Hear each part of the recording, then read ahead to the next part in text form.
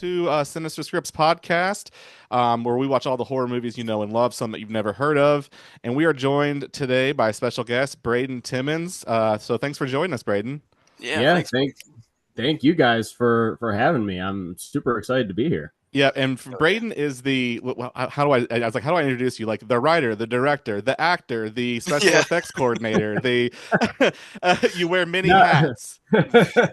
oh, yeah, it's not special effects, but Janet Degree is our special effects coordinator. Okay. But I mean, she does always come to me to make sure that everything is all good and it looks how it's meant to look and everything. But I gotcha. yeah, I do wear many hats. You are absolutely correct, and it is sometimes very stressful. Gotcha, Can gotcha. Yeah, I imagine. was watching. So, for those of you who don't know, Braden did two fan-made Halloween films, and we've got, along with some other shorts and some other things that he's also been involved in. But the ones that kind of caught my eye initially was the Haddonfield Nightmare, and then which was in 2021, I believe. Yes. And then the Last Nightmare Part One, which just released this past fall, and now you're, from what I understand, you're working on Part Two of the Last Nightmare. Is that correct? Yes. We Cool. we are working on part two currently. It's hilarious because I was literally today was my deadline to get all the perks out for shipping. Okay. I had to turn my camera this way because this side of my room is just boxes upon boxes of everything that I've had to do for that. And Ryan, I find it hilarious because I was like going through. You ordered the double Blu-ray pack, You did. and I was like, holy cow, I'm going to be on his show today. I could tell him that I'm going to ship his Blu-rays today. That's awesome. Yeah. Listen, like it was funny because before we get into too much, why don't you tell everybody where they can find you and then, like, use it now for like a shout out for Bat Productions and, where they can find your projects and, any of your short film stuff like that. So go ahead and, hype yourself up here for a second before we get into it. Yep. Yeah, one thing I hate doing is hyping myself up, but you guys can find me. You guys can find me on YouTube.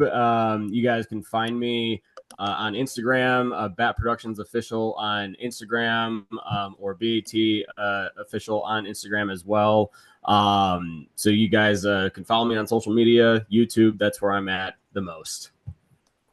Awesome. Cool. Awesome. Well, I appreciate you joining us, and we're gonna focus on the Haddonfield Nightmare and the Last Nightmare, which just came out. Talk about them, but then also Sure. a little bit about your journey and how you got started doing this. Because when David and I, literally this podcast got started because our wives are friends. We became friends and realized that we had a lot in common with horror movies. And I'm like, why don't we put a couple microphones in this room?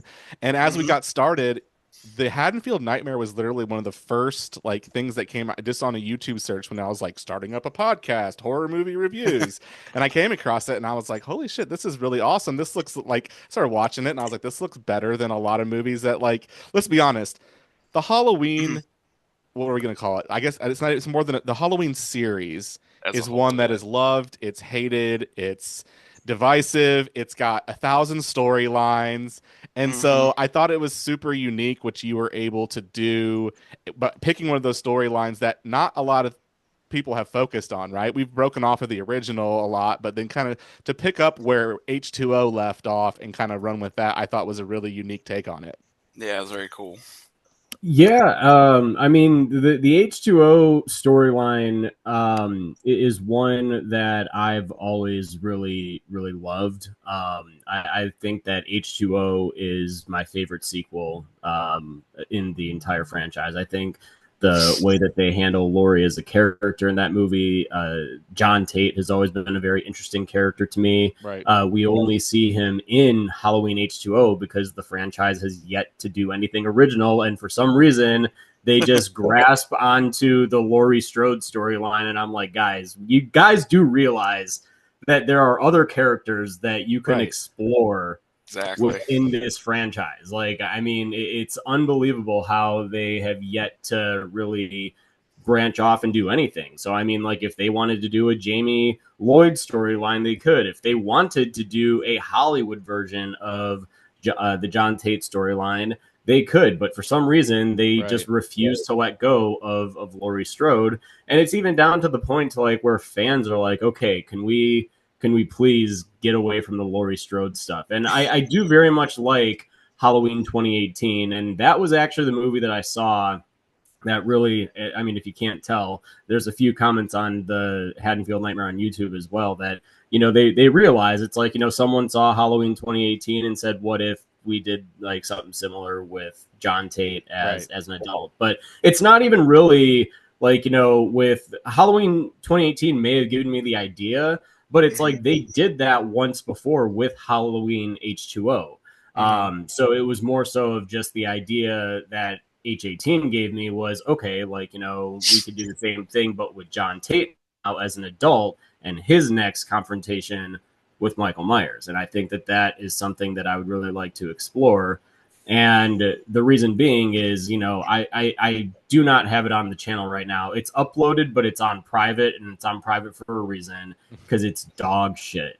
It is the first fan film that I ever did. It's called Halloween Haddonfield Nightmare, and it's like 4.5 minutes long, shot completely on an iPhone 8 Plus back in 2018, and the everything about it's trash. I mean, and I literally back in 2018, I had just graduated college. This is when I was like experiencing fan films like Never Hike Alone. Rene Mhm. Rivas had just put out The Spirit of Haddonfield, which is kind of within the H2O Right. storyline as well. And so it's like I was like, oh my god, like these fan films are really a thing, like, and people seem to very much enjoy this. So Right. here I am, early October. I'm like, dude, let's just do. Like, I was talking to my buddy. I'm like, dude, let's just do a fan film, release it on Halloween. No, it's trash. So, and I didn't want anybody to get confused when we started funding for the Haddonfield Nightmare that, oh, this is the sort of quality that they're going to get. Right. So my cinematographer was like, dude, you just hide it on your channel, please. Like, I don't care if you keep it on your channel, just freaking hide it. So, Yeah. and honestly, like my idea now is like for the Last Nightmare Part 2 Blu-ray, I'm thinking of including that as like a little bonus bonus feature, feature. like a little bonus feature. It would be like As this is blooper reel almost. Blooper reel. There you go. right, this is the first film that we ever did, and now we're gonna do, and people can see it and be like, yeah, I'm glad that you didn't keep that on the channel, because if I saw that, I'd be like, yeah, no, that I'm not back at this. Like, so. That's funny. Yeah. Yeah. So I is Halloween your favorite franchise? Favorite franchise, yeah. Okay. Halloween is my favorite horror movie of all time. So That's yeah, that's Oh yeah. that's Dave. I was like, Dave, this is right Same. up your alley. Dave, Yep. David's I love them too. So they're my favorite.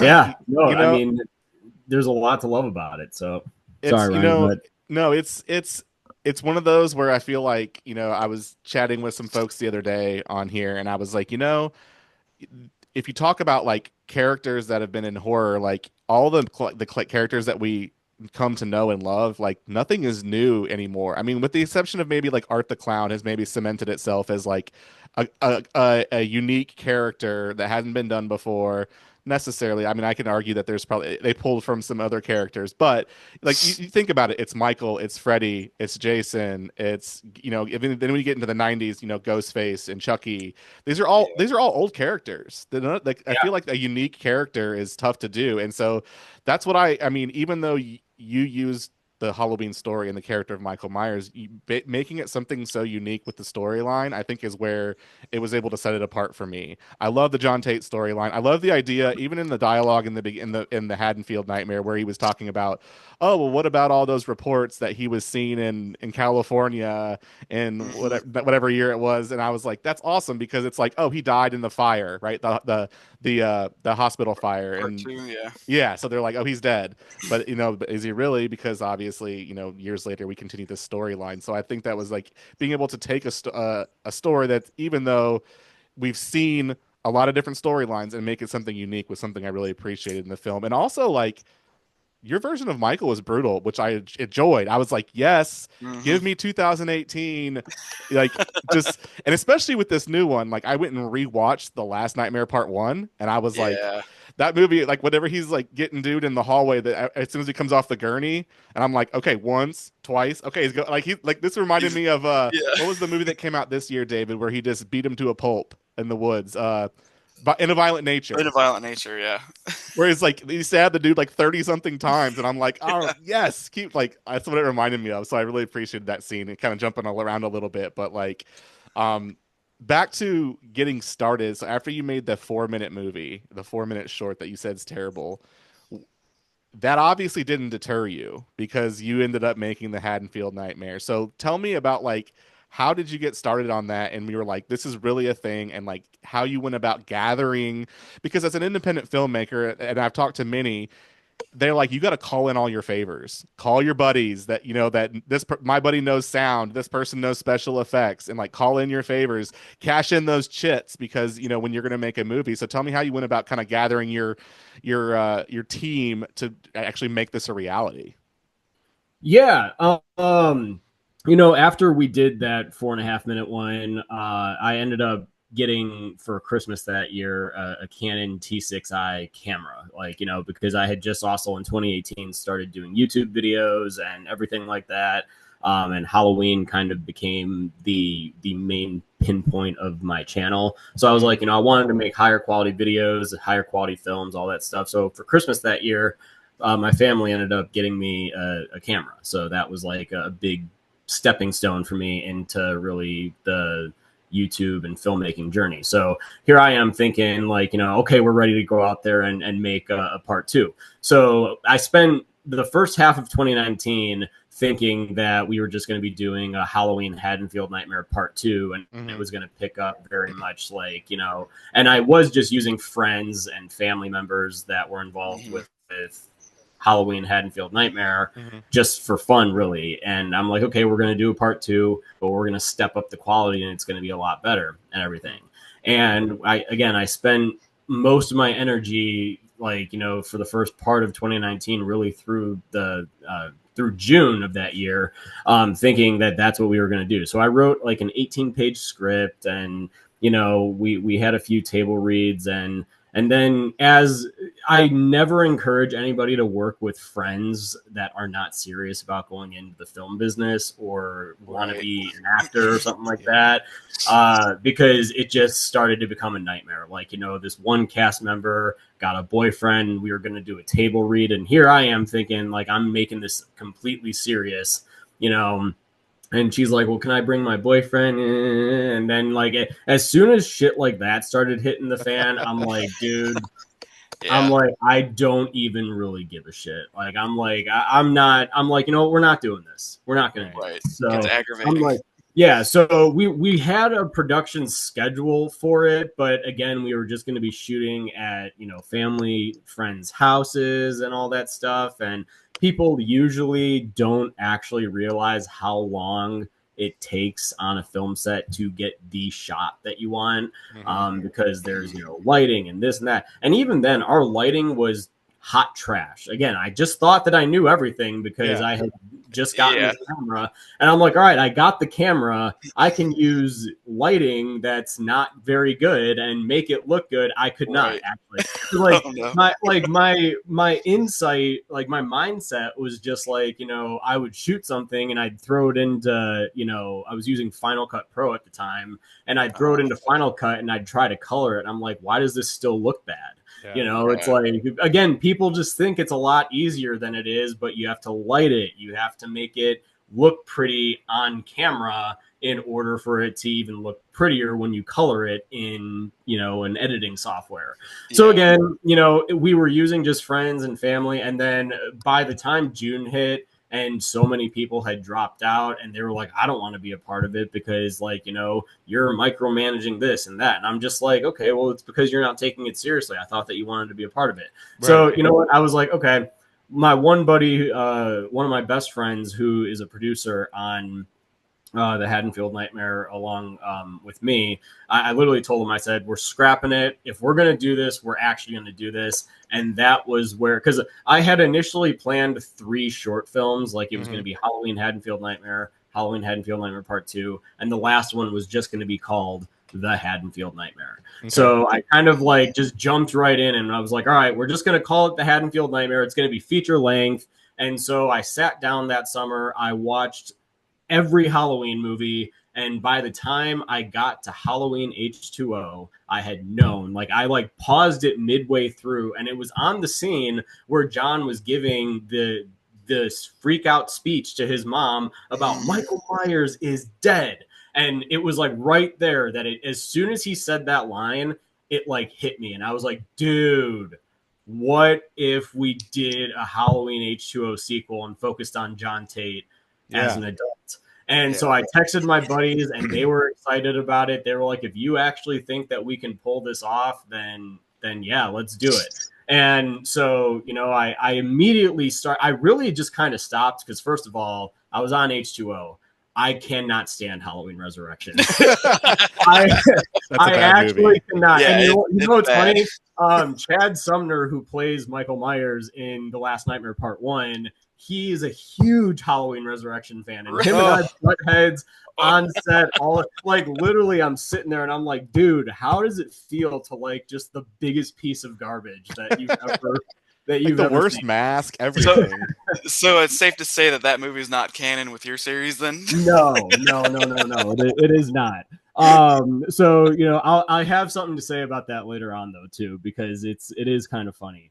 But yeah, like I started really just studying Halloween H2O as a movie and seeing where we can pick up from that. This was like early August. I started writing the script for Haddonfield Nightmare in September 2019. I finished the initial draft. Now, I was also terrified because I'm like, dude, not only is this a Halloween H2O sequel, but like this is going to be a feature-length script. I'd only ever written short scripts up until the Haddonfield Nightmare, so I was genuinely terrified to venture out into this, like thinking that I'm biting off more than I can chew, thinking that I'm never going to be able to compile a story that's going to make sense or whatever. So it took me 5 months, September to February of 2020, to be able to, you know, write the entire thing. We started casting. We started posting casting calls in November of that year because we had enough dialogue for actors to at least, you know, read some dialogue and kind of start narrowing down who we really want to see and who we're going to narrow down to and all that stuff.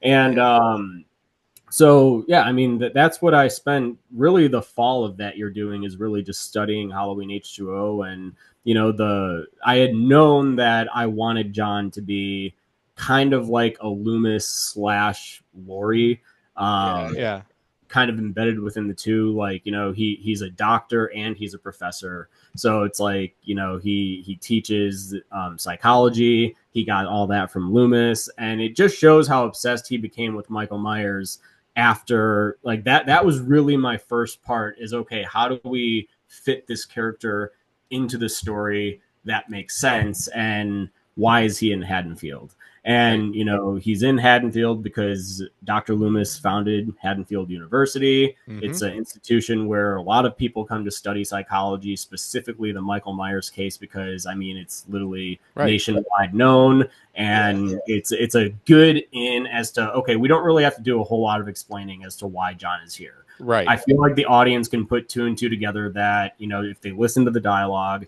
they're sitting there and they're like, oh, okay, Dr. Loomis founded the institution.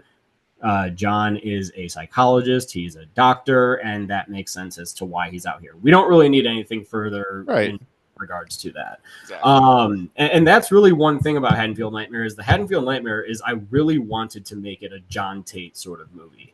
So it's like, you know, when we're really not with John, we're spending some time with his daughter, and Michael Myers is just kind of like, you know, sprinkled throughout. And then, like, you know, Last Nightmare Part 1, we were like, okay, we kind of gave people the slow start, which is fine, but we really have to kickstart with a bang for Last Nightmare Part 1. Which is why, you know, when we were aiming at bringing Michael back, Now the production, we were initially supposed to open up at the prison again, that where it ended in the Haddonfield Nightmare, Right. like the opening of Last Nightmare Part 1. Like the sanitarium, right? Yes, it was Yeah. supposed to open up in the sanitarium again, but the location that we were using, unfortunately, didn't allow productions to be there anymore because there are a variety of people that have been on the site that had vandalized it and all that stuff. So, Gotcha. Right. said, unfortunately, we can't do this. I was pretty pissed off because it was like, they worked with us so well for now. That's the second time that we had lost a prison location. With the first one was right before we were starting to film the Haddonfield Nightmare. We had a state prison lined up. We had visited the location several times. And who my buddy was in charge of getting too. Yeah.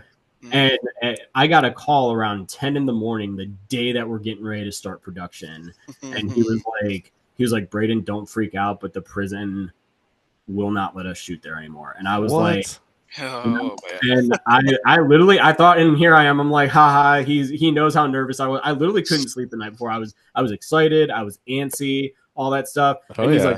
he was like, no, I'm serious. Like we won't be able to shoot at this prison. And I'm like, okay, be real. Like, are you actually serious? He's like, no, yeah, I'm 100% serious. And I was pretty pissed off that entire day because I'm like, what do we do? I can imagine. Right, we have actors. Like, this is my first day on set of my feature film. Yeah, and it's all fucked that we're doing, and it's all fucked. I had no idea what to do, and all day I'm trying to think. I'm like, dude, we have actors that are going to be there tonight, and everything like that. Like, this looks really freaking bad on us. So I ended up kind of BSing it. We shot something, and it was terrible. Later on down the line, we ended up reshooting because it was the opening scene, which I still to this day can't stand the opening of Haddonfield Nightmare, honestly. Really? I think I don't really like the opening scene at all. I think that it could have been a lot better. There are things that I wish that we could have done differently, and everything. So where do you're based in Illinois? What? Where are you based out of? I was based in Illinois, yeah. So I'm in Arizona now. Where did you, when you shot Haddonfield, was it like those street shots in the beginning? Was that in Illinois? Yes. Yeah. Okay. So, I could see. I originally grew up in Carbondale, Illinois, like Southern Illinois. I went to SIU, and so when I saw I was like, this looks like a legit like Midwestern town. I was like, it totally fit. With I know Haddonfield is supposed to be Haddonfield, Illinois. But it was just funny because I was like, this looks really like a Midwestern, like where I grew up. So I thought it worked. So just so you know, you didn't love it. I thought it worked pretty well. So. Well, no. I'm glad that you like the opening. I mean, like I'm glad that you do. And so Illinois is where we shot the entirety of the Haddonfield Nightmare. So and most of like the town that you see before we established John Tate's house, that's Plainfield, Illinois. That's my hometown. And I always thought, I was like, you know what, dude, Plainfield literally reminds me of Haddonfield. It's just like a small, it's just a small sort of town. It gives you that Halloween vibe and everything. So I was like, let's do this. Like, let's use Plainfield because it's down the street from my house. Right. Nice. So when you set out to like make this movie, did you ever think that because I think you just crossed over, what is it, 2 million views on Haddonfield Nightmare now? I mean, did you have any idea the success that it would have when you were finished with it? I mean, I'm sure there was, like you said, on day one you started with problems, and everybody I've talked to that's been an independent film is like, listen, it's going to happen whether it's on day 1 or day 50. Like you're going to have to be able to kind of roll with the punches and make this thing work. But the idea is when it's done, you're happy with it. So are you happy with what came out of it, and did you ever expect it to be what it was and kind of what it became? Yeah, I'm super happy with what it came out to be, and I'm really glad that people liked it and saw what we were going for with Haddonfield Nightmare. Did I expect it to ever hit 1 million views, let alone 2 million? No. Yeah. I honestly thought that like we would be sitting comfortably at like maybe 50,000 views or something like that. Because I mean, I knew our page on YouTube really, or on Facebook really started to kind of grow as we promoted it more and yada yada yada.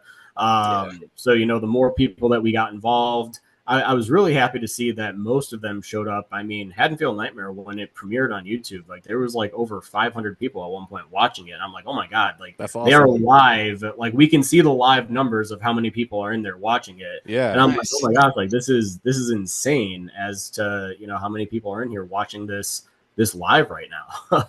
So was all of your like you promoted everything, I'm guessing, just via social media? Like there's Yeah. no like advertising budget. This is just social media. I mean, yeah, it was social media. We did a premiere in Illinois Okay. for it at Hollywood Palm Cinema in Naperville. Okay. That was awesome, and it was completely sold out. Like, That's I mean, amazing. Nice. it was awesome to see people react to it and everything. I mean, granted, I had a lot of connections. We did a premiere out here in Arizona too, and not like it was like more of a smaller group because I'm still newer to Arizona. I've only been out here for a few years, and that it was still cool to get feedback from people, but we're hoping for part 2 as we get to know more people out here and become more involved with hopefully conventions and everything. Yeah. We're hoping to get the word spread a bit more, and our Facebook page really started to blow. Like the main Facebook page really started to blow up as we started promoting Last Nightmare Part 1. So it was so fun. Sorry, I didn't mean to cut you off. No, go ahead. It was just funny when I was reading through like comments and stuff, and like how many people were like thought this was like a real, like this is a real like like Miramax or somebody, like this is a real movie that's going to be out by a major studio. And there were so many comments like, is this like, this looks so much better, which kind of leads me to my next question. Did you ever get any like cease and desist or like any studios ever message you like, you can't do this, you can't use that character or anything like that? No, not yet. I mean, there was, so funny story, last April, we finished filming Last Nightmare Part 1. And we had spent 2.5 weeks shooting. We spent every day out there shooting something. I mean, it was a long process. And then turns out, so Davey Deathray, do you guys know who that is? He does like Late Night with the Davey. He does a really cool live stream and everything. Oh, okay. He had started YouTube and being more active on YouTube last year.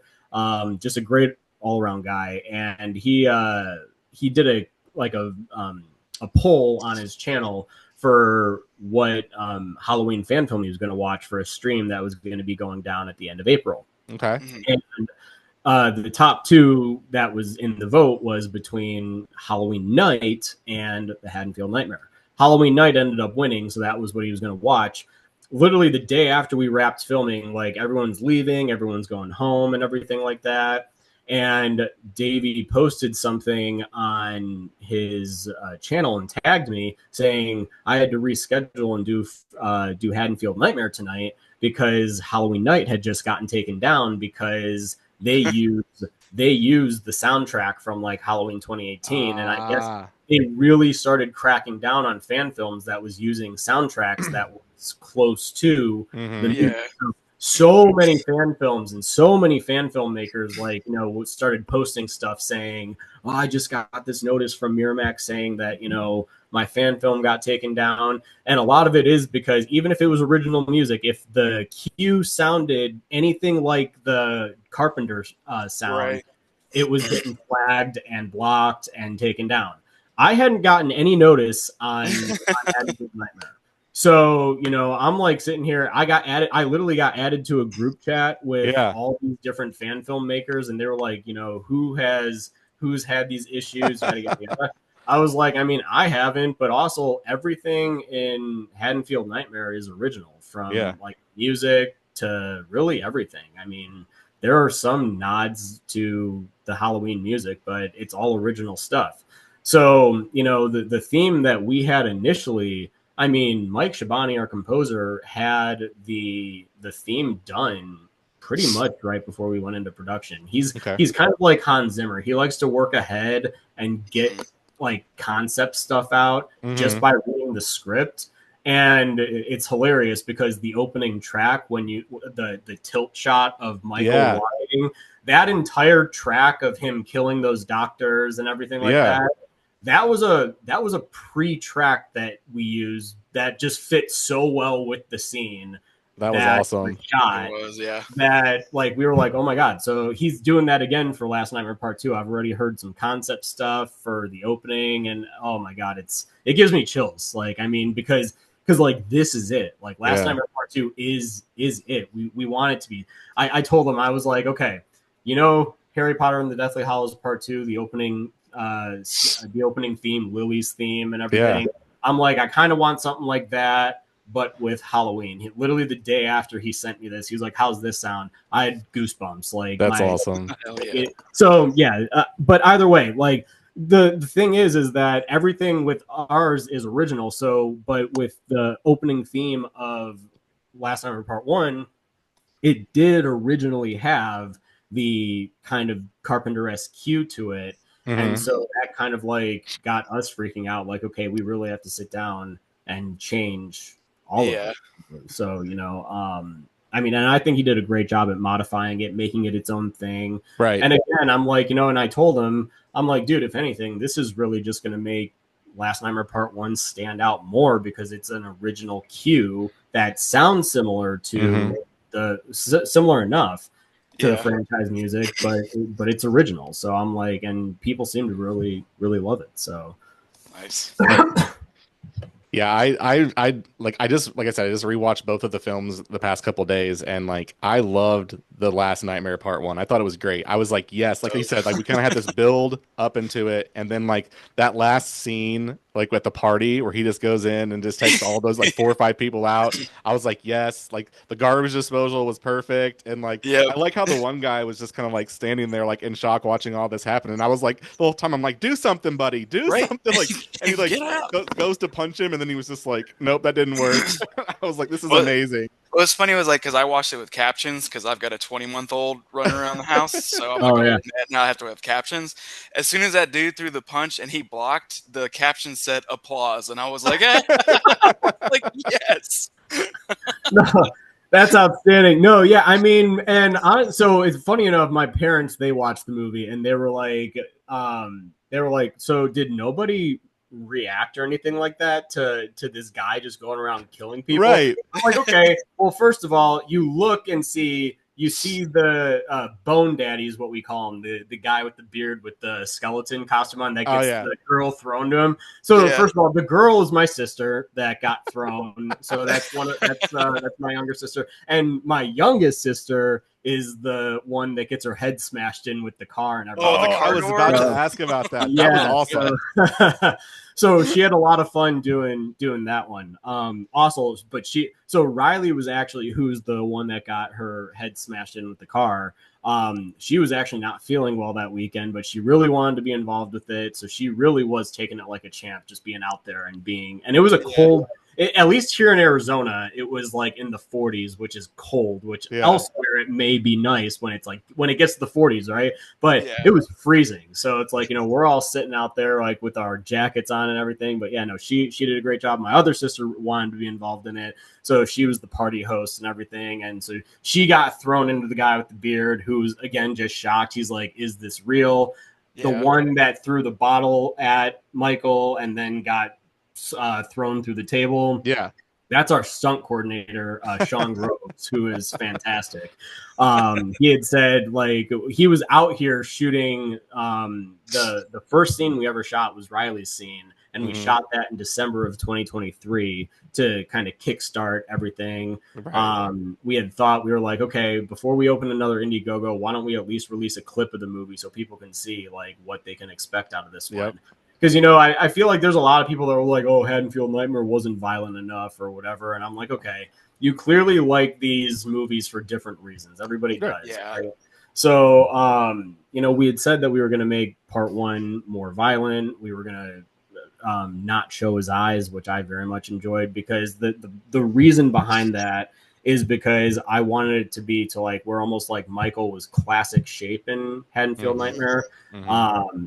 To like where it's like, you know, you could see his eyes because you saw them in Halloween H2O. Right. But as now we progress in the story, I'm like the disappearing of the eyes in part 1 is almost like the shape is like reborn in a way. It's like, you know, now he's becoming more and more powerful as the night goes on because of, you know, just how pissed off he is. Like, I mean, John beat the shit out of him twice in Haddonfield Nightmare. So it's like, he's like, I'm not Michael's like, I'm done. Like, you know, that's why nobody was able to touch Michael in this one. Like, I mean, sure, the one guy punched him in the face twice, but on that third one, he grabbed his arm and he's like, no, buddy, I'm going to break your arm right now. So that's, it kind of, it reminded me of the was it Halloween Kills, the scene where they were like circled up on him with the bats, and they're like, we're taking Michael out, and he gets up, and I was like, that's what the second one, or this first part 1 reminded me of, is that scene where it's like you see evil take its full form, and it's like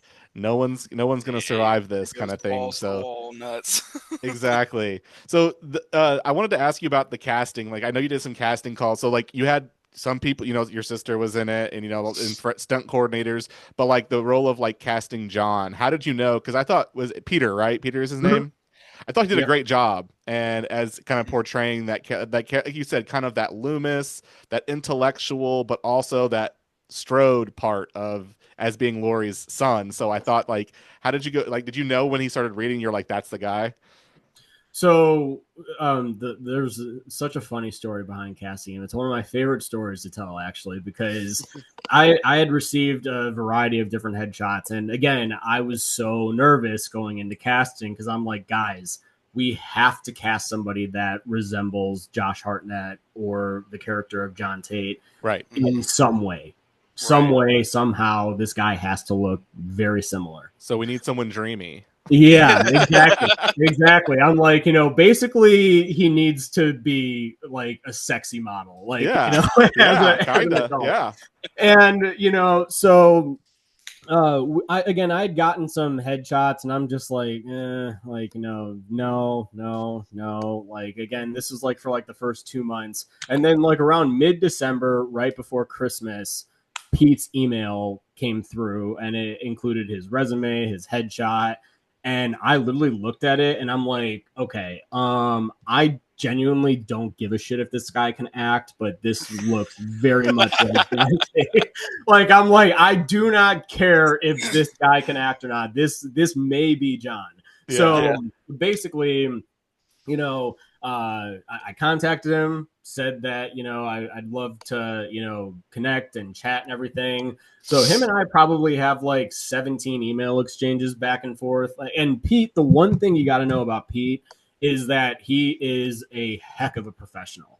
I mean, like, you know, we emailed, like I said, back and forth, and then we got on the phone. We started talking about the script. We started talking about the story. By the time I sent him the script, I had only just finished the first 2 acts. So, but like, you know, he had enough substance to read as to, okay, this is what we're doing and everything. You know, we get on the phone.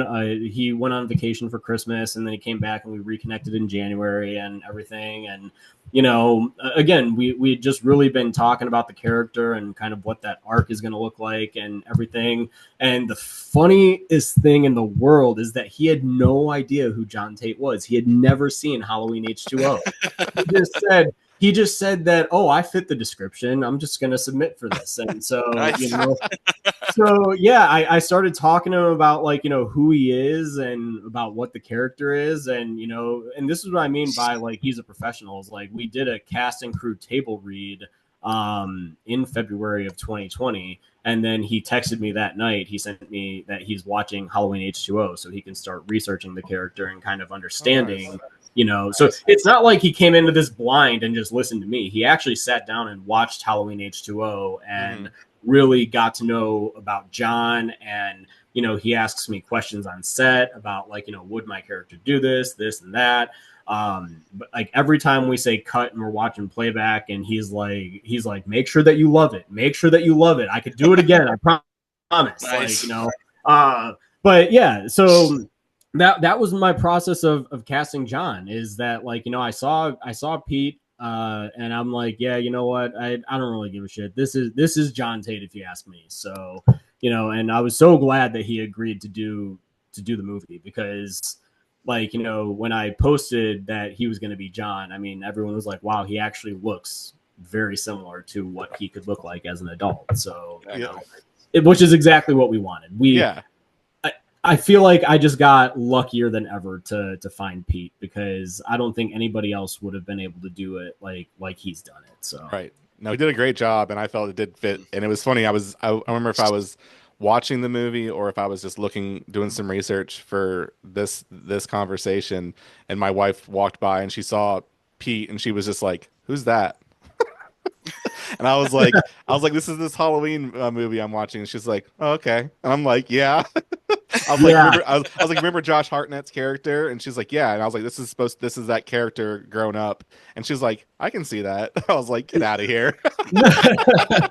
No, yeah, I mean, honestly, really, the casting, the main three, like, you've got the main three, which is John, Officer Williams, and Lauren. So, Kate Kelly, who plays Lauren in the movie, she really sold it with her facial expressions in her audition. Like, she was making really good facial expressions, and that was what we were looking for with it. Like, we had narrowed it down to, with Lauren Tate specifically, we had probably seen a little over 30 actors. I mean, that submitted audition tapes for us to look at. And, Kate made it into the top three because the way that she paced with her dialogue and the way that she was able to, utilize facial expressions, which is exactly what we really wanted. And again, in part one, she really needs to focus on the facial expressions because she doesn't really have a whole lot of dialogue. Right. But that is going to change in part two.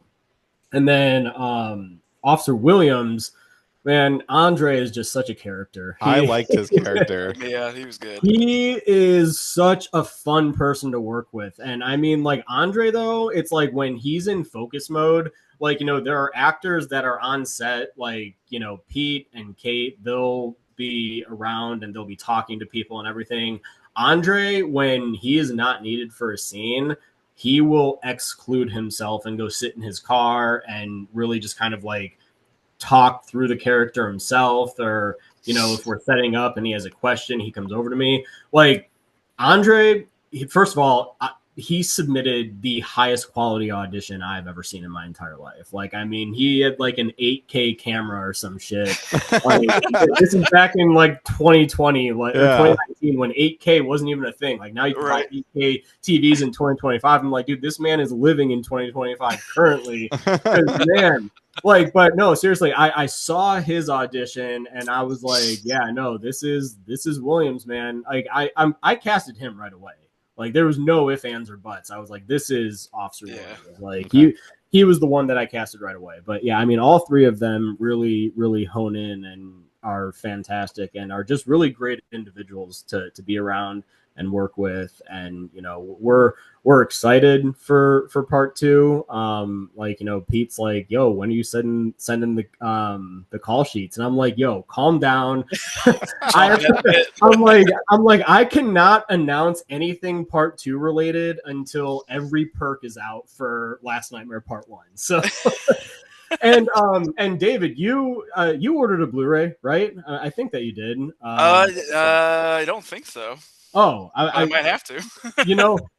Sorry, I only asked because I'm like, David Klein. I'm like, maybe I'm just seeing stuff, or there was a few other Davids, but I was like, I could have sworn that I just sent out a Blu-ray to a David. Hey, maybe I'll get one. Who knows? Yeah, maybe.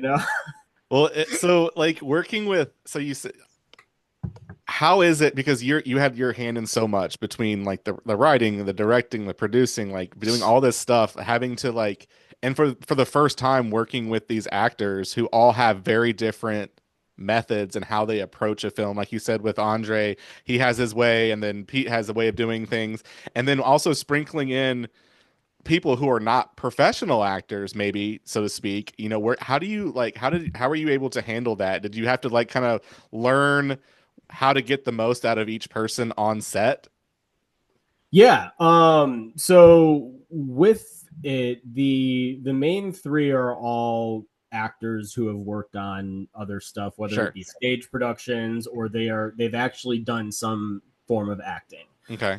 And we've also had supporting characters who have also done a variety of acting. Actually, the guy that played what's his face, the one that got hit over the hammer, Chad. The one that played Chad in in the Haddonfield Nightmare. Yeah. He was just in a Super Bowl commercial this past Super Bowl. Oh, nice. So he was in like the NFL Play 60 commercial that was like it was shown to so many people during the Super Bowl, and my buddy texted me. I'm like, is that Andrew Colley?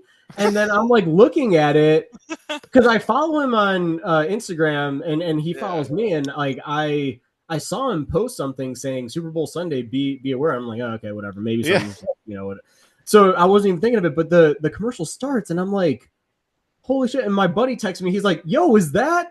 And I was like, dude, that's freaking Andrew from Haddonfield Nightmare. I'm like, no freaking shit, that's so hilarious. And Pete, he was in a WeatherTech commercial about a year and a half ago. Oh, that's funny. And I knew that because I saw him post something on Instagram for that. Yeah. And then my mom actually was at a bar with my dad, and they were watching a game, and she texted me and was like, I think I just saw your actor in a WeatherTech commercial.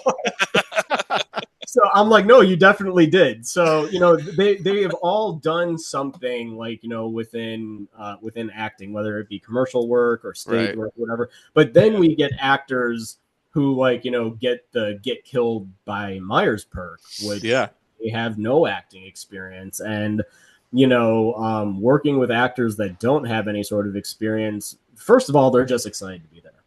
They're just super excited to have this chance to be on set.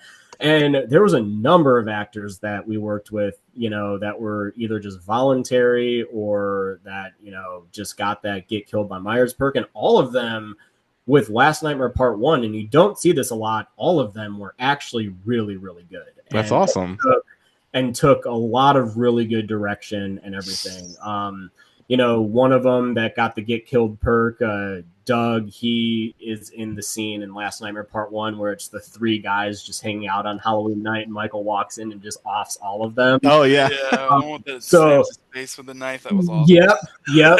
So that was just a really fun night. That was the first big night that we did when we got to the Midwest to start filming. So again, funny story. This is exactly what happened because that scene was not originally in the script. Those three were actually supposed to be the three characters in the opening scene of the movie. But what had happened is that, this is why you should always go see locations also before you agree to shoot somewhere. So learning experience on this one. But we got to this location that we were supposed to be using for the opening scene, which is supposed to be a hospital. The morgue, yeah. And it was just a warehouse that had nothing that we could use. The walls were all tilt. Like we could have built it, but the walls were all tilty, and it would have looked like shit. I'm like, we need cinder block. No, seriously. I'm like, we cannot start the opening of the movie like this. I was actually originally going to do it, but my cinematographer, thank God he was there, because he was like, honestly, he's like, Braden, I know it sucks, but you just have to wait on this. He's like, we have to wait until we have a location that we know we will be able to do stuff at. I'm like, yeah, whatever. But I'm like, holy shit, we're shooting tomorrow night. Holy shit, one of our backers flew out from Arizona to Chicago to be here. So all of this stuff is just starting to spiral into my head. And again, this just happens on day one of production for Last Nightmare Part 1. And I'm just like, oh my God, what are we going to do? So he's like, okay, let's take a deep breath. Let's go grab some food. Let's grab a case of beer. We're going to go back to where we're staying, and we're going to start we're going to start going around everything. So we get there. We finally start getting some traction as to where we can fit the scene within the story. We're like, oh, we don't have anything to cut to right here. Let's just throw this scene in right here. It'll make perfect sense to go from this in the script to this to this. So it was me. It was one of my one of my producers, one of my best friends. He's a producer on the movie, and then it was the cinematographer. And we were all sitting there, we're all eating, we're all having a few beers, and we finally come up with this scene. And like the idea of the knife came like 3 beers in, like where our cinematographer was like, "Yo, Dark Knight, Yes, that's the exactly pencil. what I thought of. The pencil, yeah. And I was like, if you think we could pull it off, so I texted the guys. I said, okay, we're gonna meet here tomorrow. Things have changed, and I was honestly expecting them to all freak out on me that they were no longer going to be involved in the opening. But honestly, all of them were like, "Yo, this is better. This is actually better." They were like, I like this." So yeah, I mean, we spent about 9 hours that night filming that entire scene, and they were just all awesome. That's great. To work with and So everything. now I have to wonder what's going to happen on day one of shooting for part two. You're 2 for 2 so far. Like, what's the trifecta? Please, I might quit. I might just be like, guys, day one was a mess. We're done. That's it. Pack it up and let's get out of it. You know, it's funny though, because when we shot Sally, you know, my 15-minute short, we shot that in Peoria, Illinois, and we were out there for a week filming that. And I mean, that entire production, day one was fine. So I'm like, I thought I had broken that curse between Haddonfield Nightmare. I'm like, oh, okay, Sally was really good. So I'm like, what can go wrong with Last Nightmare Part 1? It's the nightmare movies that just have nightmare shit happen. Yeah. Well, and also, wasn't that an Easter egg? They were watching Sally in that scene. Yes, they were. Yes, that was an Easter egg. So yes, if you're familiar with my work, then yeah, Sally's that. And in Sally, the babysitter, that when she's sitting down and she's watching a movie, that was the voiceover is my cinematographer's original short film that he did. So so we kind of throw in little Easter eggs when we can, because like we're like, okay, well, we can't have her watching Halloween 3. We're gonna get a copyright claim on it because you're showing Halloween 3. But I'm like, there's nothing wrong with showing our own stuff. So that's true. That's true. So how was it acting in the movie as the deputy? You know, my role was a little bit bigger in part 1 than it was in Haddonfield Nightmare, but it was great. I had a great time doing it. I didn't notice it was you until I was like, holy shit, that's Braden. Yeah, no, it's always fun to be able to do that. Like I'm trying to kind of like, you know, throw in a little Braden cameo in each of the movies. The only one that I don't have one in right now is Sally, and it's because we ran out of time, but we were going to have a scene where the babysitter had called like, you know, her boyfriend or something, and I was going to just be the dialogue on the phone or whatever. And my girlfriend Destiny has a small cameo in Last Nightmare Part 1. She's the voiceover as Little Red is talking on the phone. That's Destiny is talking to her. So just kind of throwing in like, you know, fun little stuff like that for if like people know our crew and our team and everything, like, oh, catching on to there's that.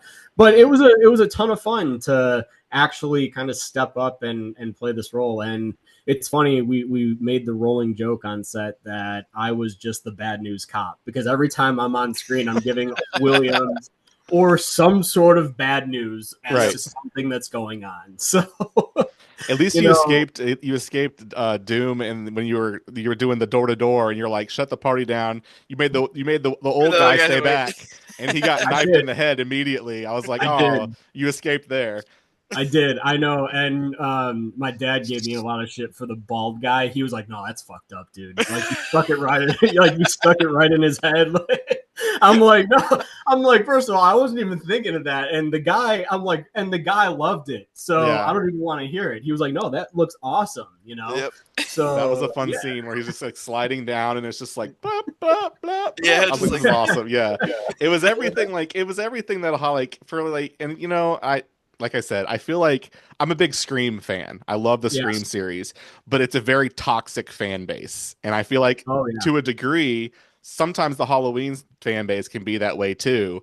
And so I was like, you know what? Like people are like, oh, this is great. Oh, this is terrible. Like, and then you've got the Rob Zombie people, you know, which I really liked the first one. I think you mentioned the 2018 one. I really enjoyed that one. The second one, not, or 2018 was the remake. The first Rob Zombie one I really liked. Second Rob Zombie one I was kind of like, it was just Yeah. okay. But what you made is like what I would consider, like I would consider myself a Halloween fan from like the originals. That was like where I Mhm. loved, and then I loved H2O, not so much Resurrection, but like it's what you want. You want the over the top kills. You want, you know, the just like the cops that can't seem to, you know, track him down, because that's what makes him continue to go on. This idea of this killer that's not all man, that's something more than just a man. Like, I think you were able to accomplish that in your film. So Well, I'm glad. I'm really glad that, you know, as fans, that you guys can see that, and you know, it is honestly, there have been a few times like where I've been on set and I'm like, dude, I don't know if we can continue this. I'm like, I don't know if we can, because it's tiring, it's exhausting as an independent to be out there and doing this, and you got long nights, and there's just so much shit that you have to get done, whether it's pre-production wise or post-production wise, and you're ordering all these perks for people that are expecting them and everything. And, you know, like it's just something that we have to get through. Luckily, it's always around the right time that people will message, like showcasing that they got their poster or something like that, and they just show genuine excitement. And then I've just got like that pep in my step again, and I'm like, all right, you know what? We got one more movie to go with this. We have one to go, and that's it. And I'm like, prep has already started for it. It's like the script is done and everything. I'm making some small adjustments to it.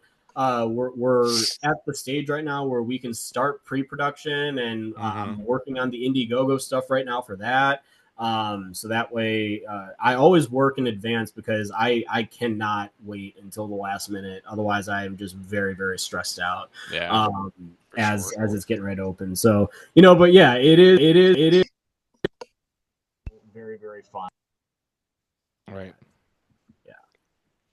So yeah, it just seems like a labor of love, and it's like, you know, it's like one of those things where you spend all that time and all that effort and all the, you know, like you said, there's people that are showing up to read, and you have to be ready. It's just I'm a very anxiety driven person, and so like I feel like I would have lost my mind. Like on day one, I would have been like, "Fuck this, we're going home, Right, we're it's done done. here." It's a wrap.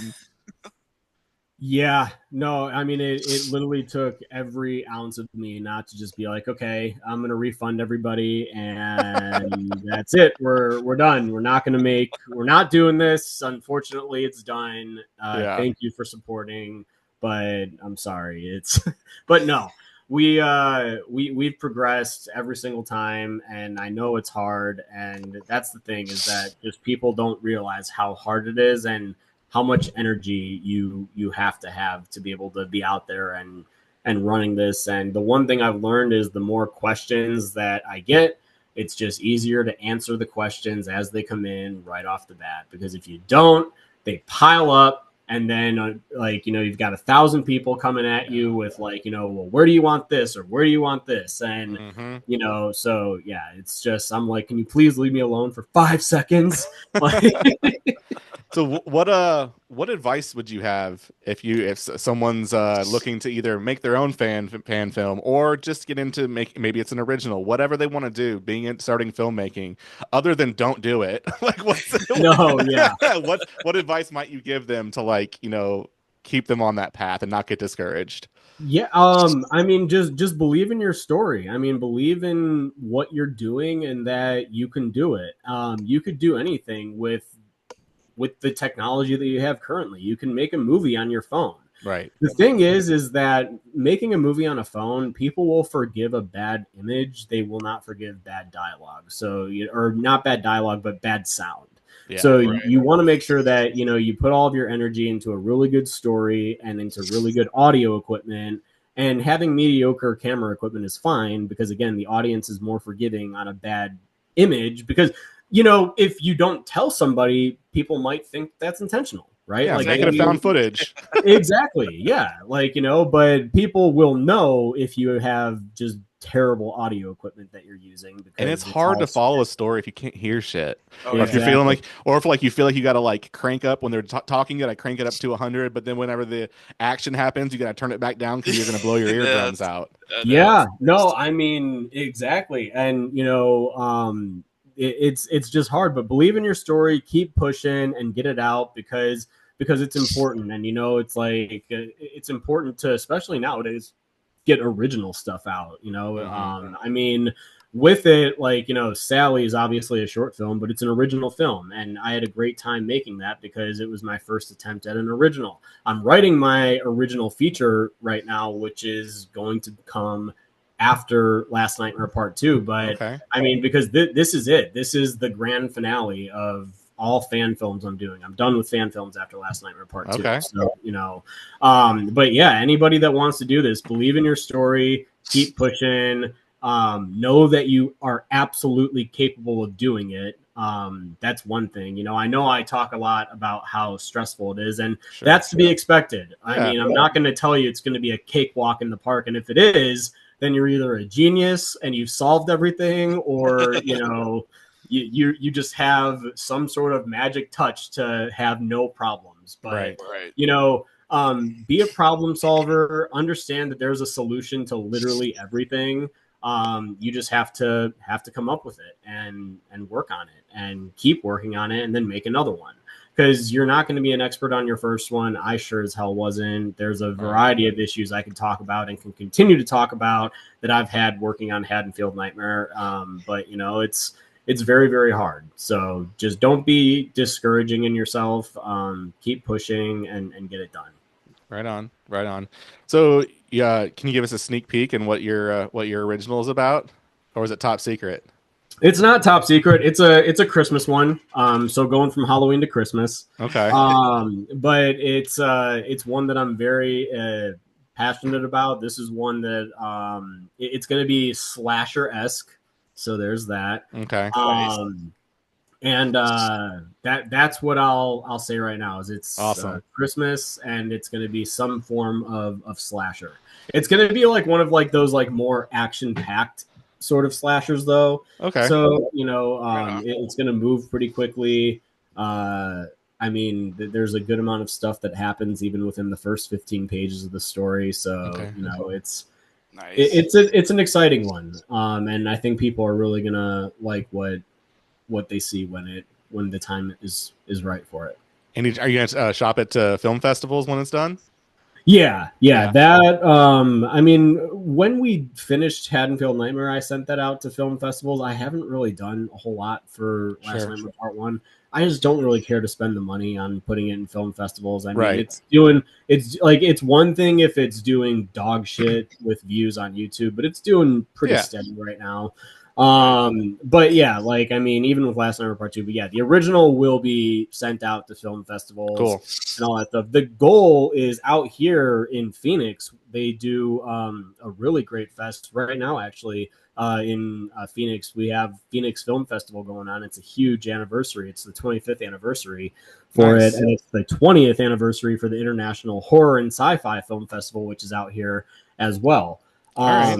So the goal is to have the original done for the 25th anniversary of the International Horror and Sci-Fi Film Festival, and then so within 5 years, hopefully that'll be covered and we can get people to see it. So that's awesome. Well, they do Days of the Dead down here in Atlanta. I think there's one actually in Phoenix. Actually, I feel like they do a convention out in Arizona. I feel like I've seen one, but anyway, Days of the Dead has a independent film festival that they do as part of the convention. So if you ever want to, whenever it's ready, if you decide to make your way down to Atlanta, we'd love to catch up and hit the convention with you and maybe watch your film. Yeah, no, I mean, like I said, as we progress, like the thing with, like even with funding for it, the sooner that we can get money for it, the quicker we can get it out and everything. And it's not that we're going to rush, but I mean, we are kind of riding a good amount on Last Nightmare Part 2, hoping that not only we hit our initial budget for that, but anything over our budget goes into the bank for original stuff. So I mean, like, that's what we're really aiming for with Last Nightmare Part 2. So hopefully we've done it with Last Nightmare Part 1 to where people are like, yeah, I'd like to see this conclusion and everything. Crowdfunding for that opens in the very near future as soon as this summer. So, Awesome. Yeah, but we're super excited for it. Awesome. Well, that's all that I have for us. Thank you for coming on, talking about Haddonfield Nightmare and The Last Nightmare Part 1. If you guys haven't, go out there. They're on YouTube. You can watch I suggest you watch both of them. Check out Sally as well. Follow Bat Productions, and be on the lookout for the Indiegogo for Last Nightmare Part 2. Hopefully in the near future. Hopefully, got to get those good perks. Maybe get killed by Michael Myers. No, man, you guys have been awesome. Seriously, the show was great. Thank you guys so much for having me on. I had such a great time sitting here and talking with you guys and everything. So I appreciate that. Thank you so much for joining, and hopefully, you can come back on and talk about your original once you get ready for that. Yeah, I hope so too. Yeah. All right, man. You have a good rest of your day. All right, take care, brother. All right, take care. Bye. Bye.